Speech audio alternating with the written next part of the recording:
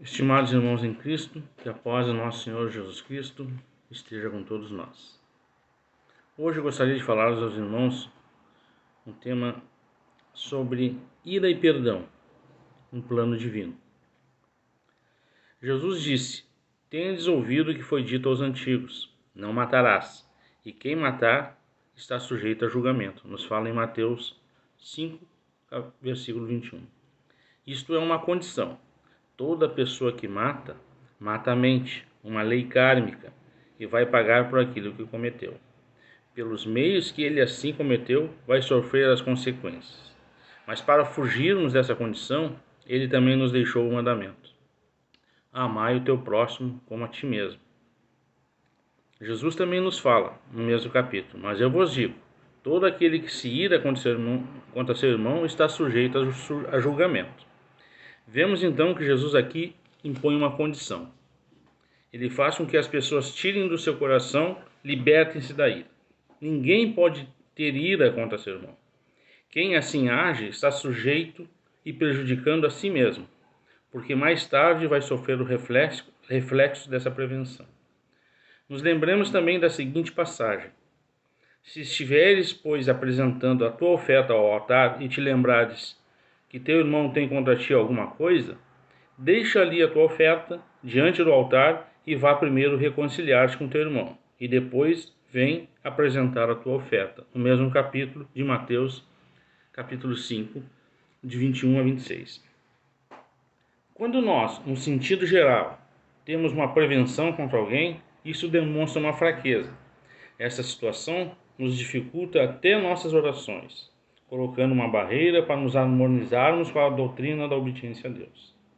Aceitando tais pensamentos, estamos nos colocando na lei de liberdade, do homem rebelde que não sabe se sujeitar à vontade de Deus. Não aceita que em tudo há uma razão que ele desconhece. Então, sofre as consequências. Por isso, Jesus tanto nos falou nas bem-aventuranças. Bem-aventurados os limpos de coração, porque eles verão a Deus. Isto é, terão o conhecimento da verdade. Então, primeiro nós temos que ir nos reconciliar com o irmão. Depois de conseguirmos resolver essa pendência, desavença ou prevenção, poderemos tranquilamente levar o pensamento a Deus e dizer: Pai, perdoa-me da parte de Cristo do mal que estava criando para os nossos irmãos. Assim que devemos pensar. Nunca se irá. Não quer dizer que por algumas vezes podemos ficar brabos, mas que seja rápido como um raio, que não se caia o dia sem que a gente consiga nos libertar desse pensamento. Mas quando toca o coração, aí sim é o problema. Harmoniza-te sem demora com teu adversário, enquanto estás no caminho com ele, para que não suceda que o adversário te entregue ao juiz e o juiz ao oficial de justiça, e que recolhido à prisão. Em verdade vos digo que não sairás dali até pagares o último cetil. Isso também nos coloca em Mateus, no mesmo capítulo. O que é essa prisão que fala aqui? São as reencarnações em que as pessoas têm de passar para poder consertar, pagar estas dívidas. Harmoniza-te com teu adversário. Onde está o adversário? No meu irmão? No meu semelhante? Ou esse adversário é esse conflito que cada um tem com o eu humano e o eu espiritual? Então, nós que temos que ver dentro da lei de obediência quando realmente o homem toma as decisões entrando em choque com Cristo em nós. Temos de estar em harmonia com Ele, nos sujeitando à sua vontade superior. Temos que aceitar como diz Jesus: tome a tua cruz e siga-me. Esta é a sujeição. Esta é a conciliação que Ele quer que tenhamos. Se eu tenho paz, se o meu irmão tem paz, esta se reflete em todos os que cercam. Quando conseguimos compreender na plenitude esta paz interior, esta paz que afasta todos os critérios humanos, todas as dúvidas e incertezas, seremos um facho de luz que ilumina todas as pessoas que nos cercam.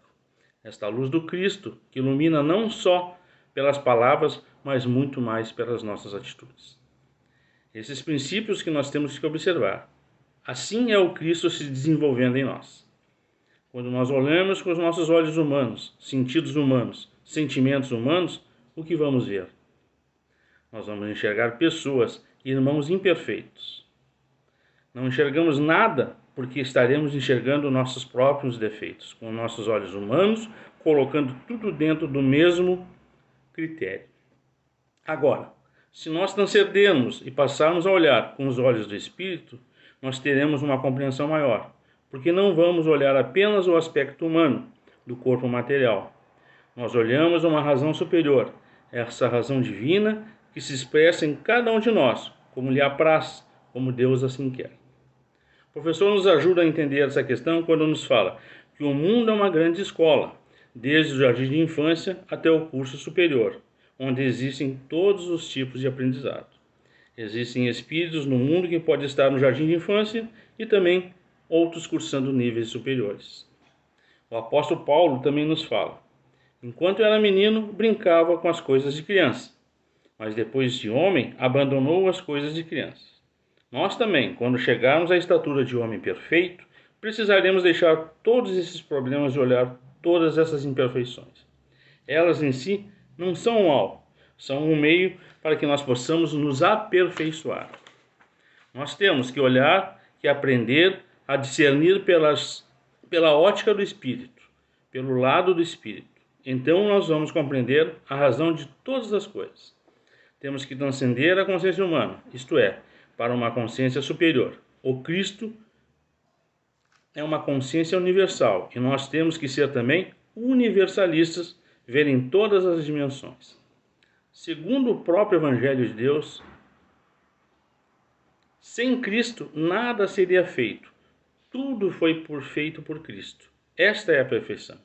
Quando olharmos que todas as coisas estão justas, estão corretas, porque se Deus é perfeito, não poderia gerar dele nenhuma imperfeição. Esta condição nos leva a outra dimensão espiritual, que é a santificação. A perfeição nos limpa, nos regenera internamente. O Espírito Santo, essa consciência que que santifica, essa vontade do Pai em todas as coisas. Então não há imperfeição. Ela deixa de existir no nosso coração, porque este é um trabalho interno em nossos espíritos.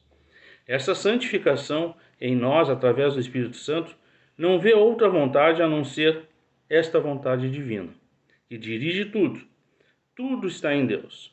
Nós vivemos e nos movemos no Espírito, nos fala o apóstolo Paulo. Peçamos a Deus que afaste de nós todos os pensamentos ruins e que Ele nos dê cada vez mais perseverança na prática da sua doutrina, para cada dia aprendermos um pouco mais nessa escola da vida, sempre dando glória a Ele. A obediência a Deus é exatamente o estado de reconhecimento permanente que o Senhor é absoluto sobre todas as coisas. Um forte abraço em Cristo a todos. Deus conosco.